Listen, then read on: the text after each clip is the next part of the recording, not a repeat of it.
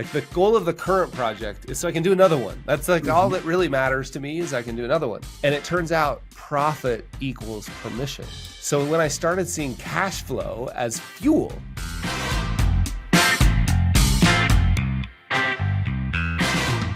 Hey, Carl. Scott, how are you? I'm good. Welcome. Thank you. So excited to have you here because we actually never have guests on Real Personal Finance, but I couldn't think of a better person to have on than you. Thank you. That's very kind of you. I'm glad to You- break the streak. Absolutely. And, for me, we just talk Real Personal Finance. We speak in plain English to people about finance. And I think a lot of people wouldn't know, but like you had been an inspiration to me doing that.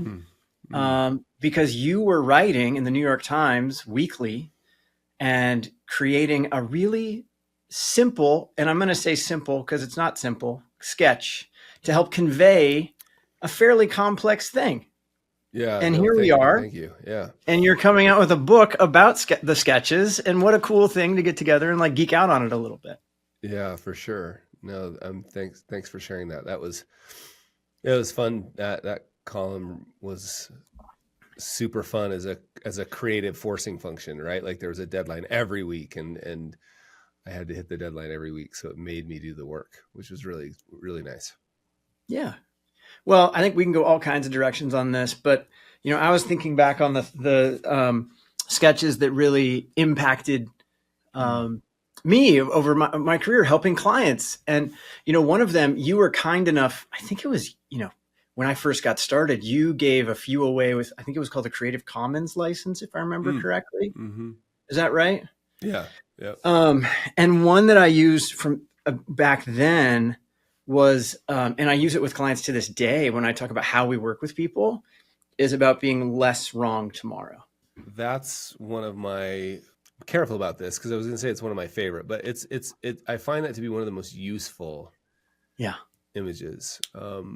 Because what we all want is we want somebody to take the certainty away, the uncertainty away from us, right? We want somebody to promise us certainty. And sometimes when we come into a financial advice or financial planning conversation, we're expecting somebody to draw this beautiful, straight 30-year line and call it your financial plan. And a good financial planner actually probably does eventually draw some line. Sure. And they try to make it the best representation. They're technical pros. They do all the work. They use the biggest calculators. They do all that stuff. And it's the best line possible. Yeah. And a real financial planner knows that it's also wrong. Like we just don't know how yet. Yes. So like both of those things have to be true at the same time. Like it's wrong and I'm going to do the best job drawing it. And absolutely. The reason you care so much about drawing the best line possible is it gives you something to course correct on. It's like taking a flight from San Diego if you're headed to New York, it's nice to have a flight plan.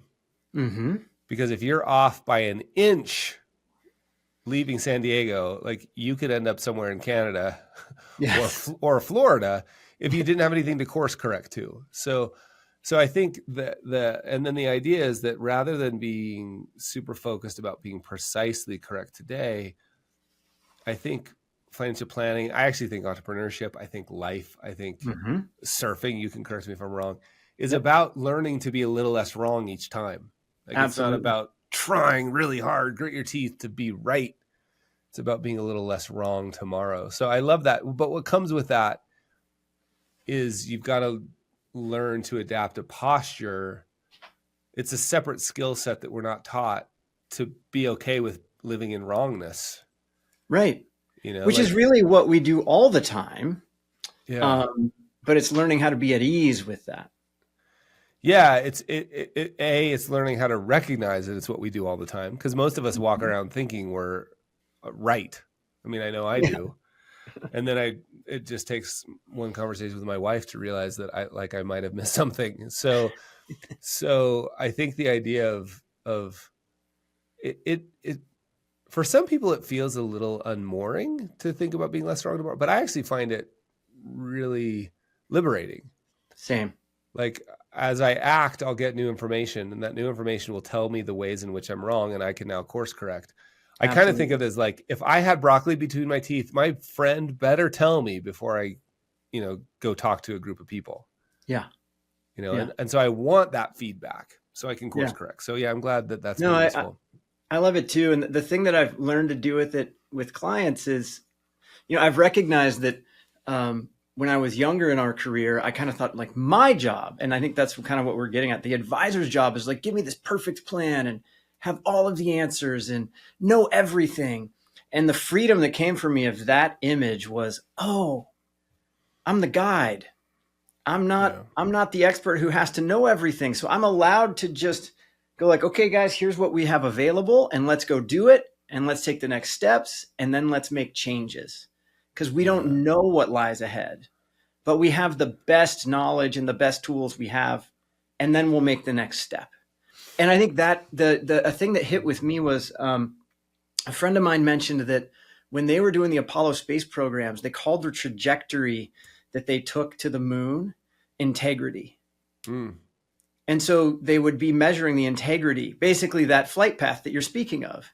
Yeah. But to me, that goes back to the clients, is that the clients need to go through that process with their integrity intact.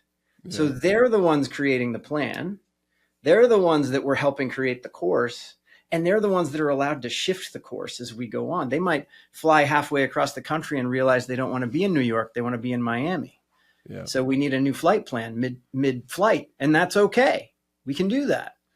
Yeah. Not only is it okay, I like the idea of actively, so you set a course, and I sort of I spend a lot of time in the mountains, and one of the reasons I spend a lot of time in the mountains is I make a really detailed plan, especially like backcountry skiing and avalanche terrain. I will make a very detailed plan of exactly where I'm going that day and what will happen. And then when I go, I know for sure that the day won't go according to the plan. Mm-hmm. And I also know further that the best parts of the day will probably be things that I didn't plan on happening.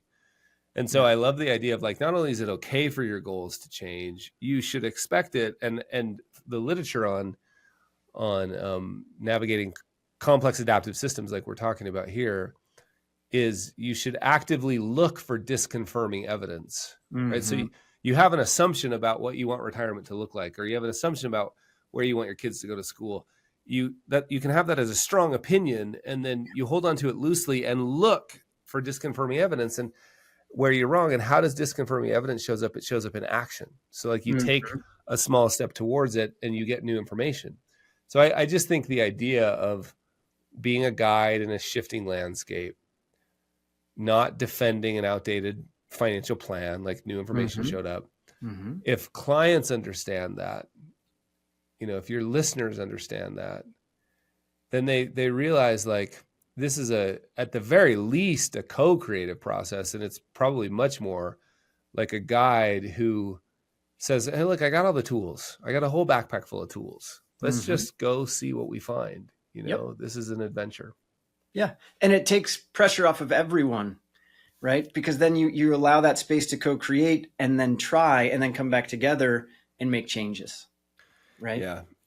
Yeah, I love that. And it's also like, I initially, when I was thinking about this framework, I wanted to call it reality-based financial planning.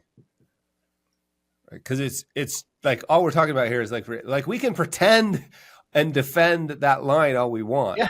or we could live in reality, which is, and the dilemma for clients, for us, all of us humans, when we're trying to make these decisions for our own lives, is it's a bit scary to accept reality. Mm-hmm. It's sometimes easier to pretend like everything is indeed black and white, because the nuance presents uncertainty. And so I think we can now focus that energy we were putting on defending reality. We can focus that energy instead on like, okay, what new information showed up? How can I be more flexible? Oh, it turns out the kids don't want to go to that school.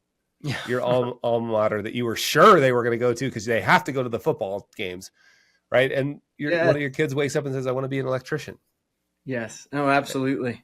Yeah. That ties really nicely because of the idea of being on the ever-changing terrain. I think you can also, I always loved the image that's the other side of complexity, because I Mhm. think you can think about like, oh, like Carl goes for hikes in the Wasatch. That's easy. Um, but when you don't know what you don't know, it can look really simple. It can be insanely complex.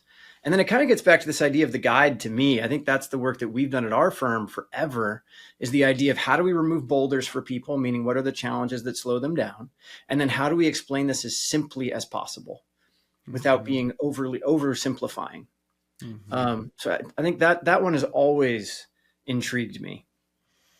Yeah, yeah, that's also one of my kind of favorite things to think about. Like how I'm sure all of your listeners have felt this. Like the easy example is if you need to buy new trail running shoes and you go to Amazon and you read the reviews of the shoes you're thinking about, you don't leave with more clarity. You probably leave confused. So And true. that's Yeah. sort of what happens when you like, I just need to figure out how to invest some money, or I need to figure out how to save for education. Like it seems I'm just going to open a bank account for heaven's sakes, right? It seems super easy. And then you get into it. You're like, there's this nuance and edge case. And so that's sort of where things get a little bit more complex. We're like, how much do we want to consider here? Like, you know, if you were to in the average Americans, I can't remember what the number was, but if you took every potential combination of clothing in the average American's closet, there was it was like hundreds of thousands of potential possibilities. If Yeah. you thought about every one of those every morning, you would never get dressed, right? Right.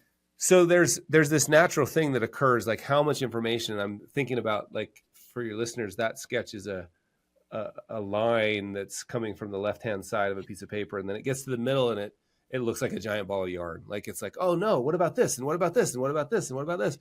That's complexity. And we're in the middle of that. Sometimes it feels like the messy middle, or some people call it the groan zone. It's like, but if you feel that way, that's actually means it's actually sort of a sign that you're on the right path. Like Yeah. you go to read all those reviews on Amazon. The purpose of those reviews was to give you a bunch of different viewpoints. Mm-hmm. And then there gets to be a point where, and my wife calls it the sun salutation moment, where there gets to be a point where you're like, enough information. Yes. I've done all the that was an important part. I did all the research. How do I move from my head to my heart and say, after all this research, this is the thing that matters? Mm-hmm. And when you come out the other side of that ball of yarn and you say like this, you've had to you've had to be sort of an editor, Yeah. right? And an editor by definition has to leave certain things out. Mm-hmm. And sometimes we get that wrong. Like we decide to leave something out that we, in hindsight, we're like, oh, that was important. Well, we can go back and grab it. Like to our earlier discussion, we'll go back and grab it.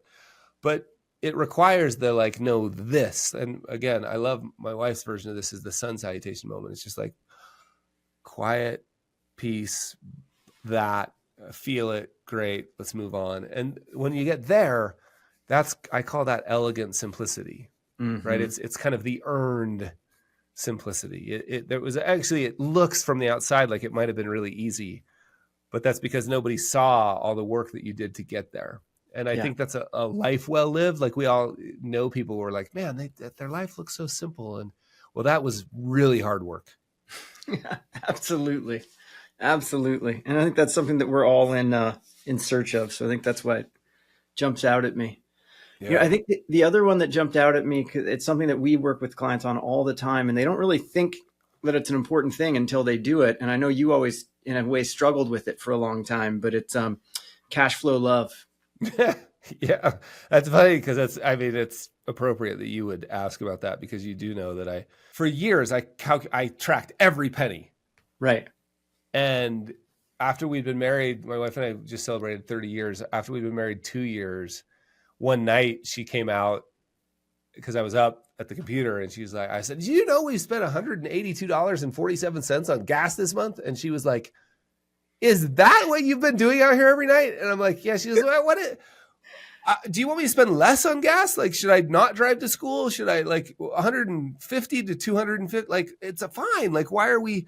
And I was like, oh my gosh, she's right. So then I developed this like almost this allergic reaction to anything called budgeting until just a couple years ago, I started realizing, like, in my life and my career, my only real goal is to earn, like in my career, my only goal is to earn permission to do the next project. Right. Like the goal of the current project is so I can do another one. That's like all Mm-hmm. that really matters to me, is I can do another one. And it turns out profit equals permission. Mm-hmm. So when I started seeing cash flow as fuel, then suddenly I was like, I love that income statement. I love the budgeting. I love my meeting once a month. Like, I used to despise my meeting. I love my CFO. I just didn't like the meeting with her. Mm-hmm. And now I love it because I'm like, okay, tell me how much fuel we have. And Yeah, I think your that intention applies. changed. Yeah. And it applies in life too, right? Like all of your big, important things, most of them involve money. Some of them don't. And that's a different discussion, but all of them, the sort of cash flow. And I also love that word, like Mm-hmm. the pointing at movement and flow and Yep. currency. And I think it points to the mind. It helps us refocus that money is meant to be in motion. It's meant to be a tool that's being used. It Agreed. doesn't really behave awesome when it's stagnant and stored up, to be honest.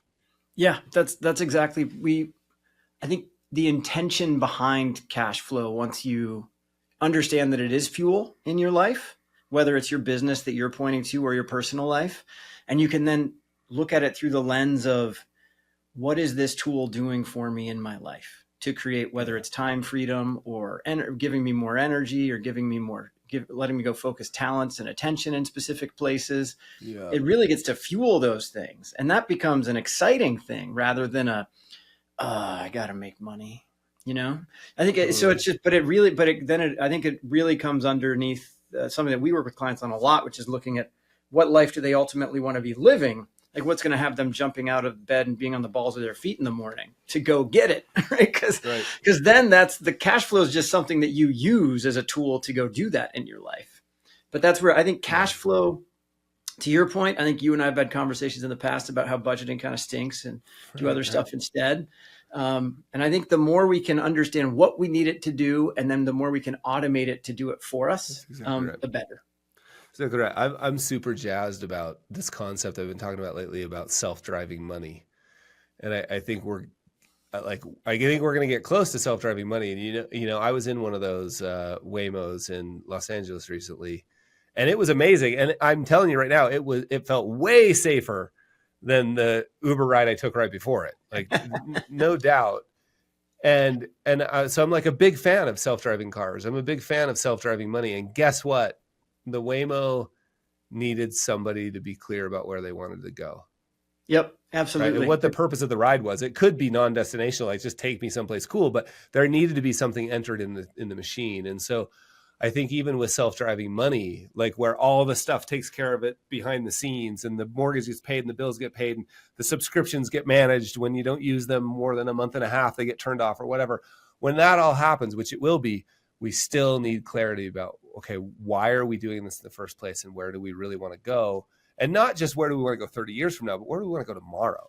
Like where do we want to go the next day? Both need to happen, right? You need to know who do you want to be today and what resiliency, redundancy do you want to have in place for your future? For sure. Because I think I've always kind of pushed back on the idea of FIRE, where people are like, just, eat ramen so you can retire in 2 days. I'm like, what if I just live a great life now and get to retire in the future? Yeah, and I find my balance between the two. That's what I thought of even before FIRE. Like I thought of that with The Millionaire Next Door. Yeah. I remember reading that and being like, well, that doesn't sound very fun. Now for other people, it is fun. Like that's totally awesome. It didn't sound very fun for me. Yeah. And the same thing with I don't even want to start about FIRE. So, but that's just letting people find their own truth, right? What it means to them. And they have to go experience it and decide what does it mean for them, right? Because now out of FIRE came other things like cruise or something like that, where they're basically like, I can now retire at 65 and I can enjoy life and I don't have to work as hard. So it's like there's all these various entities that you can look at. But well, you're obviously going to be coming out with the book about these, which is awesome. When does it come out? October 21st, I think. Awesome. And can people do like pre-orders on like Amazon and all that jazz if they want to? Yeah, my favorite way to do this is buy one copy from your local bookstore, order one copy from your local bookstore, and then pre-order one from Amazon. Awesome. Cool. Do We'll make both. sure it's in show notes. Yeah. But anything else you want to say as we're kind of wrapping up here? Yeah, I mean, I guess the only other thing I would say is I really think of the book. I care about the book I care about the book getting in people's hands, but what I care way more about is the conversations. Like the book Yeah. is just like money is just a tool. Nobody wants more money. They want the things they think money will bring them. Mm-hmm. I don't really want to sell more books. I want the thing that I hope it'll do, which is the conversation. Yep. And so I think of it just as a conversation grenade. So if something about this conversation, like to your listeners, sparks an idea, like I don't care whether you buy the book or not. Don't delay, right? Like go have that kind of conversation with a spouse, a partner, a kid, a friend. Like let's start talking about money in a meaningful way. Because I just don't think there's any other way to lower the kind of global anxiety we feel about money until we start talking about it. Yep. Right. And how it's a tool and what's it a tool for? Like, here's a question. Next time, if this is interesting to you, go ask a spouse, a partner, a friend, what's a job you've given money that it doesn't seem to be very good at? And like maybe even an easier entry. What jobs have you noticed money is really good at? Mm-hmm.